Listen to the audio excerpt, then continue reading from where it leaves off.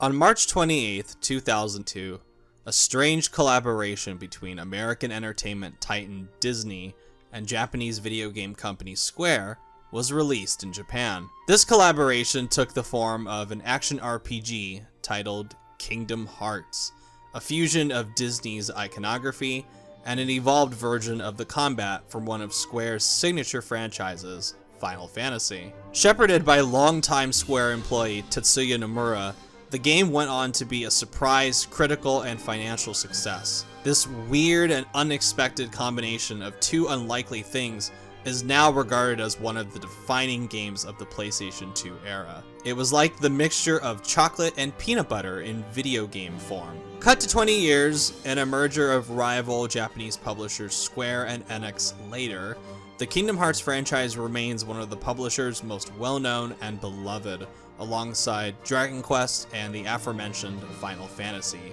It has also spawned a large, passionate, and dedicated fan base, one that I am proud to be a part of. To say that Kingdom Hearts is an important part of my gaming history would be a gross understatement. For the past 16 years, I have unapologetically been in love with Kingdom Hearts. I've rejoiced in its highs, I've persevered through its lows, I played through each game multiple times, especially KH2. I bought a 3DS just to play Dream Drop Distance. My friends affectionately know me as the Kingdom Hearts guy. Many of them have been on the receiving end of one of my tangents and rants about something having to do with the series. At this point, if a scientist was to examine my DNA, I wouldn't be surprised if they found strands of Kingdom Hearts mixed in there. For the series' 20th anniversary, I knew I had to do something on the channel to commemorate it. I certainly wanted to do something more respectful than releasing lazy cloud ports of the past games on the Switch. Thanks for that, by the way, Square Enix. If I'm being frank, this channel wouldn't exist without Kingdom Hearts. This channel debuted back in 2013 with a video about why I thought including 358/2 Days cutscenes in 1.5 ruined the intended experience of KH2. Also, a lot of my longtime subscribers found me through my Kingdom Hearts content and have graciously stayed with me over the years. To be honest, I struggled to come up with an idea for how to celebrate this monumental achievement. I have been brainstorming ideas since August, and I even had a rough draft script in the works for a while, but it frustratingly never reached a quality that I was happy with, and I was worried I wouldn't have this video ready by March in time for my release goal of the series' anniversary date. Thankfully, I received a burst of inspiration just in the nick of time. I was at work one day, and as I was changing out of my uniform, I put on Sanctuary, the theme song for Kingdom Hearts 2. As the song played, the memories of all the cool and exciting moments in my life that had to do with Kingdom Hearts came rushing into the forefront of my mind. And that's when it hit me. I can't think of a better way to celebrate Kingdom Hearts' 20th anniversary than by simply talking about my favorite memories associated with the series. For the sake of time, I've selected only a handful of stories from my memory vault that I think are the most defining. I have strong emotions attached to each memory, which makes them both a joy and easy to remember. So, grab your Keyblade and some sea salt ice cream as we take a trip down memory lane as I recollect my favorite moments in my 16-year-long history as a Kingdom Hearts fan.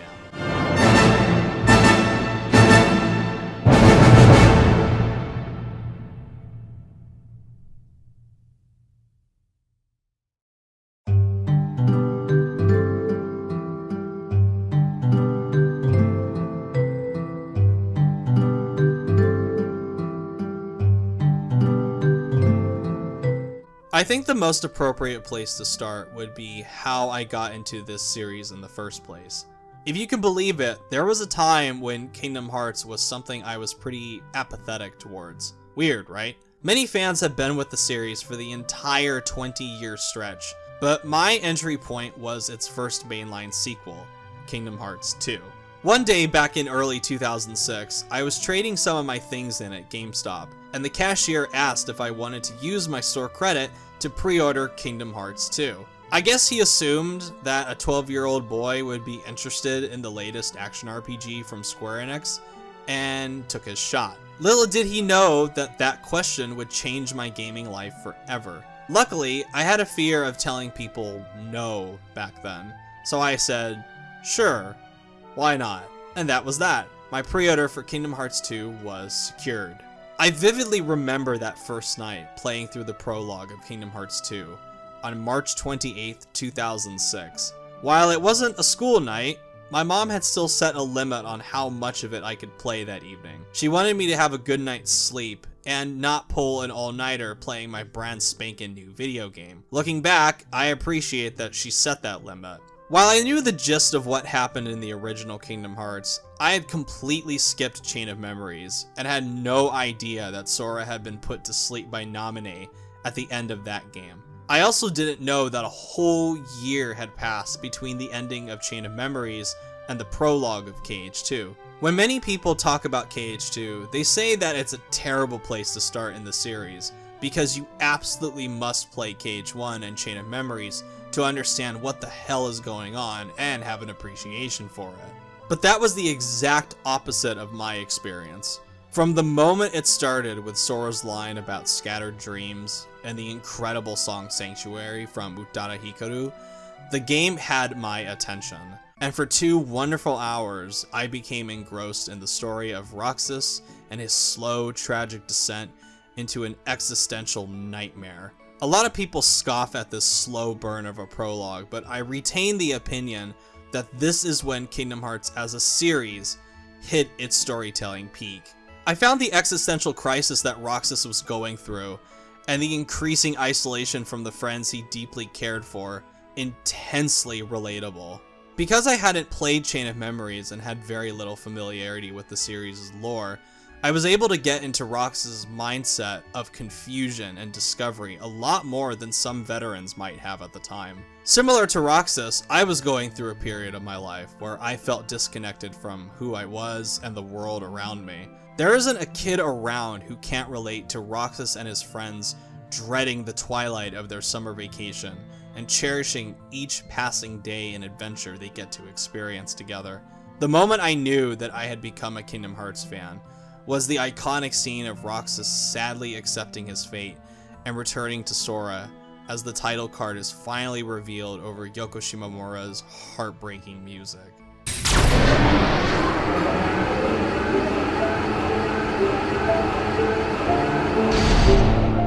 Sora.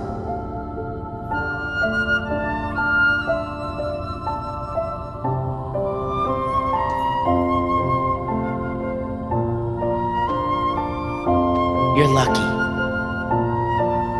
Looks like my summer vacation is over.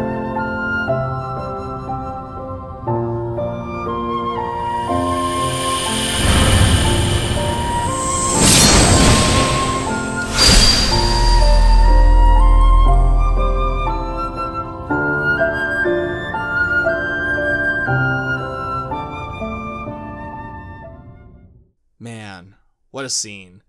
It's a perfectly executed moment that blows me away even today. Unfortunately, once I had reached Yensid's tower and gotten to that first save point, it was time to go to bed. I still remember that feeling of anticipation for what was going to happen next in the story, and I couldn't wait for Saturday morning to arrive so I could find out. And the rest is history. Not only did Kingdom Hearts 2 convert me into a fan of the series, but it remains my all-time favorite game to date.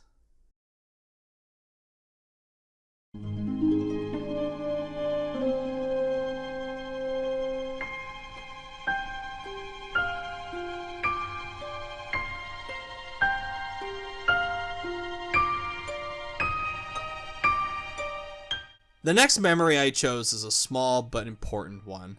During my early high school years, my interest in the series started to wane. I was one of those fans during the late 2000s who started to grow tired of waiting for Kingdom Hearts 3. We all knew it was going to happen at some point, but that dream seemed to slip further and further away with each passing year after KH2.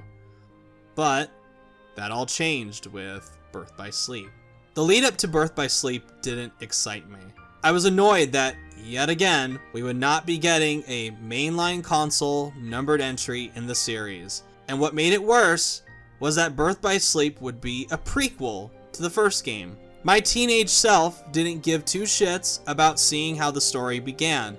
What I wanted to see was Sora, Donald, and Goofy going on another adventure together on the goddamn PlayStation 3.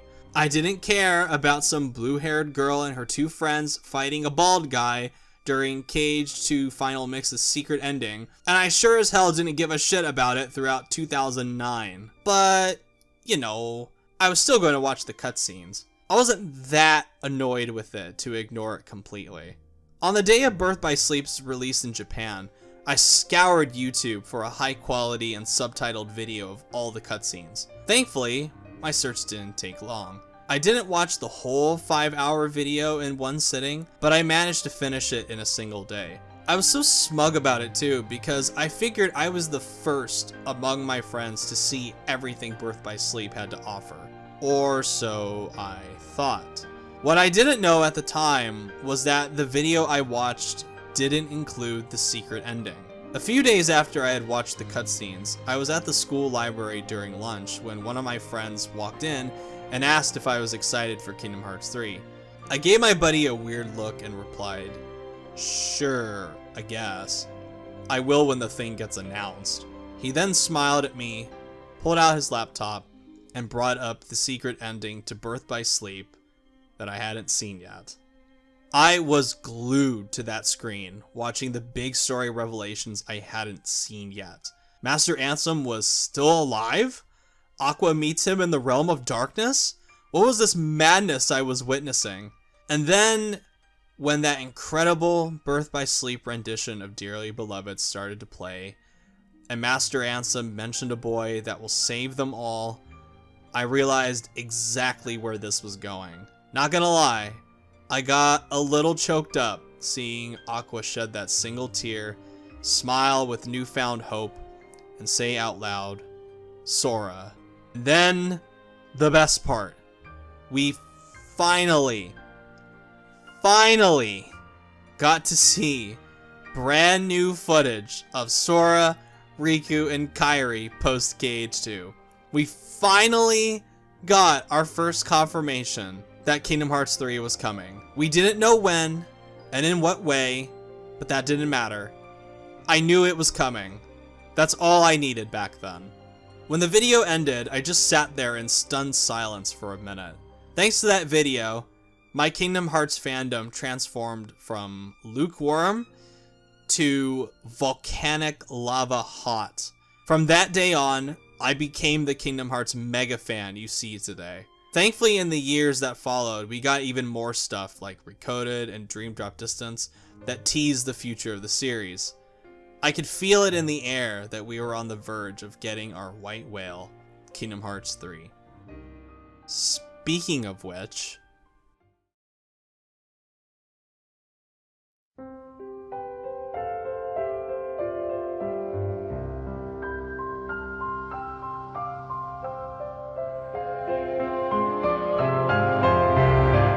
The day was June 10th, 2013, and Sony was having their annual Monday night E3 press conference. This was the day of the now legendary conference, where Sony showcased the PlayStation 4 extensively and curb-stomped the living hell out of Microsoft's DRM console. But the best and most memorable part of that day was the shocking reveal of a long-anticipated sequel. I was sitting in my room watching the conference while chatting with some friends on Facebook, and I was both eager and nervous to see what PlayStation had to offer with this next-gen machine. After the obligatory PS3 section of the show, the PS4 section began. They showed some games that would turn out to be, in my opinion, really bad, like Killzone Shadowfall, Knack, and The Order 1886. In all fairness, Infamous Second Son was also shown, and I love that game, but I still wasn't blown away by anything yet. Then the Square Enix logo appeared, and the madman himself, Tetsuya Nomura, appeared on screen. He was there to re-reveal Final Fantasy Versus 13 and announced that it was going to be reworked into the next mainline Final Fantasy game. That game would turn out to be Final Fantasy 15, which... yeah... At the time, Final Fantasy 15 was finally something that ignited my interest in buying a PS4. So I thought, okay, cool, great. Square Enix showed up with Final Fantasy 15 this year. I'll allow that, that's acceptable. But Nomura wasn't finished yet. In a moment that is permanently burned into my brain, he then ended his video message by saying that he was going to show another short teaser for an upcoming game. Then, the Disney logo appeared. My heart stood still. My eyes widened. I thought, no way. But then the trailer started to play, and it showed a montage of past games. My excitement deflated because I thought, oh, this is just going to be an announcement of KH2 in HD or something. Then the trailer continued, and it started to show games like Birth by Sleep, Recoded, and Dream Drop Distance, which at that time had only been out in the States for less than a year. My excitement slowly crept back in, as I thought out loud, wait a minute, this isn't an old game. What is this? And then, the moment. The moment. Everyone who is a Kingdom Hearts fan watching that trailer for the first time knows that moment. The moment Sora dives towards the screen and his character model transitions into the new PS4 graphics. I knew. We all knew. And it kept going. Aqua's Keyblade on the shores of Destiny Island. Sora walking up to it, reaching down and picking it up. As he stared off into the distance, the title card started to form. And finally, it was here. Kingdom Hearts 3. After 7 years, multiple spin-offs, and my entire high school years later, we finally got our mainline sequel. It was really hard to contain my excitement, and that's putting it very mildly. I went ballistic. I started... It's embarrassing to talk about, but I actually started hyperventilating because I was so excited. If you thought me reacting to Sora in Smash was cringe-inducing, imagine that, but cranked up even higher. That was my reaction to the news that Kingdom Hearts 3 was real and in development. To put the cherry on top, we got our first look at very early gameplay.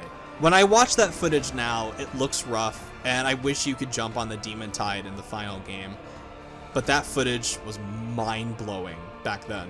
You all have to remember, this series skipped an entire console generation, so we never got to see a mainline game natively made for the PS3. So to not only see that KH3 finally existed, but to also see it running on next-gen hardware with next-gen graphics, oh my god, mind-blowing. That was a high I hadn't experienced before, nor ever will again. At the time, I obviously didn't know how long it would take for the game to actually come out, but I'm not sure I would have cared at that moment. There was only one thing that was important. Kingdom Hearts 3 was real. I'm sorry.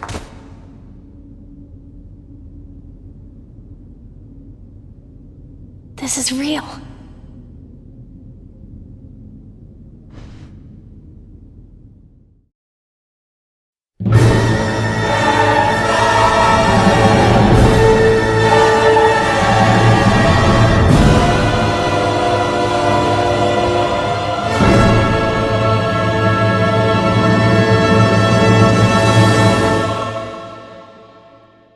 One crucial element of Kingdom Hearts that I'm sure you're all waiting for me to talk about is the music by longtime series composer Yoko Shimomura.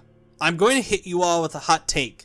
Without its iconic masterpiece of a soundtrack, this series wouldn't be half of what it is today.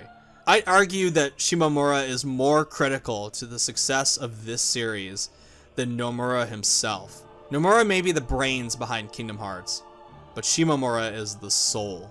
I'm such a fan of her music that I jumped at the chance to hear it live with my own 2 ears. In April 2016, Square Enix announced the first ever world tour for the series' music. And luckily, one of the stops was Los Angeles. LA is a shithole, and I despise going there. But this was something I absolutely had to experience. I was able to convince Mario and Richard to go with me, and I managed to secure 3 tickets when the pre-orders went live.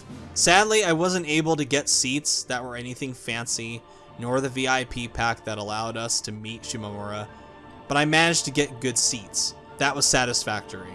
Cut to 1 year later on June 10th, 2017, and the 3 of us were driving into LA for the concert. We went sightseeing for a little bit to kill some time before we had to make our way to the Dolby Theater to check in. Seeing everyone decked out in Kingdom Hearts merch, cosplay, and even wielding custom keyblades was a sight to see.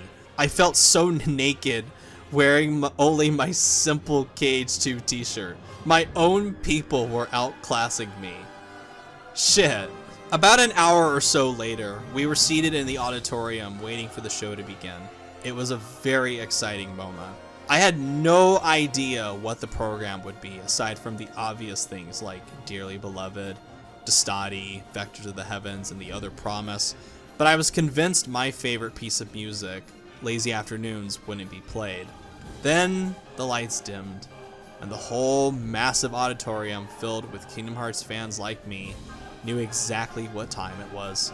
After the musicians appeared on stage and the crowd finished applauding, the beautiful sounds of Simple and Clean started to play, and I was in a state of pure bliss. For around 2 hours, I was fulfilling a lifelong dream of hearing the Kingdom Hearts music I had adored since my early teen years played live in front of me. They even ended up playing Lazy Afternoons at one point. I didn't expect them to do that. Near the end of the performance, the goddess herself, Yoko Shimomura, stepped out to thunderous applause. She was there not only to meet the people who paid for the VIP tickets, but she was given the honor of playing alongside the orchestra for the final song on the program. My memory of that particular moment is admittedly a little hazy. I could have sworn she played the piano alongside Fantasia alla Marcia, but the official set list says it was the orchestral version of Sanctuary. Either way, she slew on that piano. I also have the bonus of being able to brag to people that I got to hear Shimomura play music live in front of me. Ooh! So that was that. I had seen an entire set list of Kingdom Hearts music performed before my eyes that Square Enix officially sanctioned. That's the end, right? Well, no, not yet. This program had a few more surprises in store. After the show ended, the announcer came out on stage and asked us to remain in our seats. I predicted this was when they would announce that Nomura was in the building, and that turned out to be 100% accurate. He walked out on stage, thanked us for attending the first show in the US, and dropped one final surprise: a brand new Kingdom Hearts 3 trailer that the orchestra would play over live. You can easily find this trailer on YouTube nowadays, so I won't go over the details of what was in it, but for a few hours, we were the only audience in the world to see this new footage. Now, I've been in a room where a big announcement has been dropped before. I was near the front stage at PlayStation Experience 2016 when Sony revealed The Last of Us Part 2 to the world, and the crowd went absolutely nuts. But until that KH3 orchestra trailer was played for the first time before a giant crowd of Kingdom Hearts mega fans, I had never witnessed mania like this in person before. And that is a moment I will remember for the rest of my life.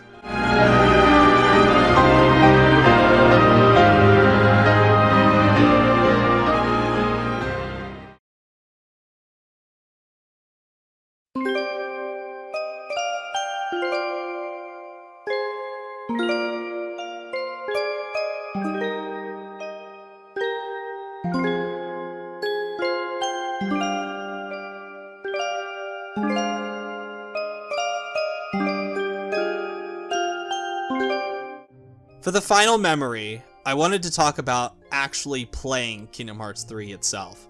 After almost 13 years of waiting, I finally owned Kingdom Hearts 3, and I was playing it. It was so surreal. My first playthrough of KH3 was an interesting one. I was enjoying it, no doubt, but I also had to grapple with some undeniable problems in a game I had waited so long for. It's always a weird feeling whenever you play a game you've waited such a long time for, and realize it has its fair share of issues just like most other games out there. That was definitely the case with Kingdom Hearts 3. But what I want to focus on was a moment in the game that made all those years of waiting worth it. There are plenty of outstanding, satisfying moments in the game, but this one was on a whole different level compared to the rest.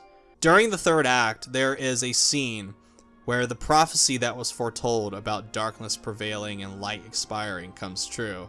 Everyone is wiped out, and Sora is sent to a purgatory world called the Final World. But that's not the end. Sora fights back and manages to use the power of waking to resurrect everyone. He and Kairi finally make Sokai shippers' wet dreams come true and make their way back to the Keyblade graveyard. With everyone revived and reunited, the party heads towards Master Xehanort and his cohorts once again. This time, Sora, Donald, and Goofy can hold their own against the Demon Tide. After a grueling battle, Sora jumps into the heart of the Demon Tide to deliver the killing blow and finds something unexpected. More specifically, someone unexpected. As a beautiful new melody that combines Key of Light and Dearly Beloved starts to play, Ephemer from Key appears and assists Sora by summoning thousands of Keyblades from the past to attack the Demon Tide. This moment is really cool, even taken on its own terms. It's a flashy, beautiful, and crowd-pleasing moment that acts as a triumphant hell yeah after Sora is almost killed and has to aggressively fight back to rescue his allies. But that's not the only thing that makes this set piece special. What elevated it from great to legendary was the fact that each reaction command that let you hurl a Keyblade at the Demon Tide had a name attached to it. These names were the usernames of the people who had won a specific challenge in Union Cross a few months before the game came out. The winners and how their names would be used were never publicly announced, but I can imagine anyone who completed that challenge must have received one hell of a shock when they saw their name featured in one of the series' best set pieces. Seeing Sora literally call upon the power of the diehard Kingdom Hearts community to deliver the killing blow against a powerful enemy that had nearly killed him and his friends was emotionally overwhelming. I've become emotional during games before, but this was the first and only time a game had ever made me weep with joy. I couldn't handle the catharsis this moment was putting me through. When I look back on that moment, I think the reason I became so emotional is twofold. On a surface level, it was amazing seeing a moment like this in a game I had waited such a long time for. Visuals, music, and interactivity all combined flawlessly to create a moment of meta beauty that was only possible in video games. It's moments like that that remind me why I love video games in the first place.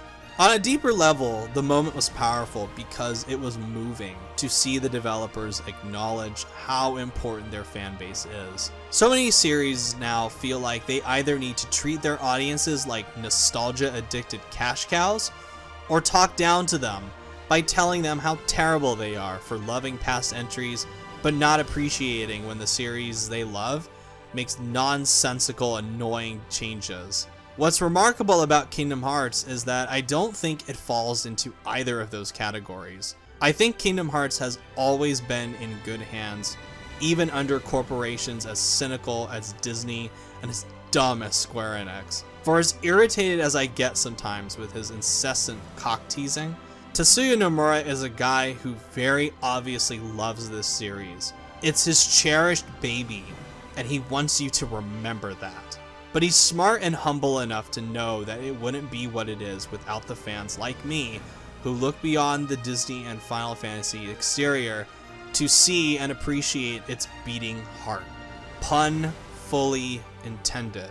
And this moment was a deeply felt and personal thank you to the Kingdom Hearts community.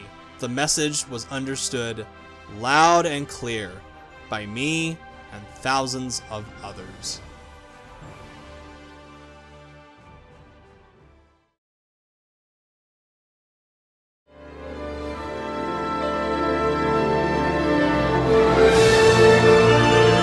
Kingdom Hearts is something I will always cherish. It holds a unique and special place in not only my gaming history, but my life in general. Keep in mind that these are only 5 memories from the vault of hundreds I could possibly talk about. As I said previously, it's remarkable that a series created to promote 2 companies' signature brands doesn't feel cynical. Quite the contrary, Kingdom Hearts is affectionate, exciting, fun, emotional, and quite deep when it wants to be. These are adjectives I don't normally prescribe to recent Disney products, so that should speak volumes to the amount of love and respect I have for the developers. This series has been blessed to have the writers, animators, combat designers, voice actors, programmers, level designers, and musicians that it does. And I want to end this love letter by saying thank you to everyone who has been involved with the series over the years.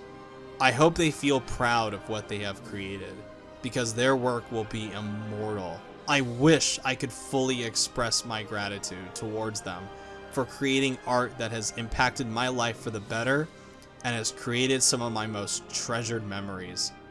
From the bottom of my heart to everyone involved with the Kingdom Hearts series, thank you. Thank you so much.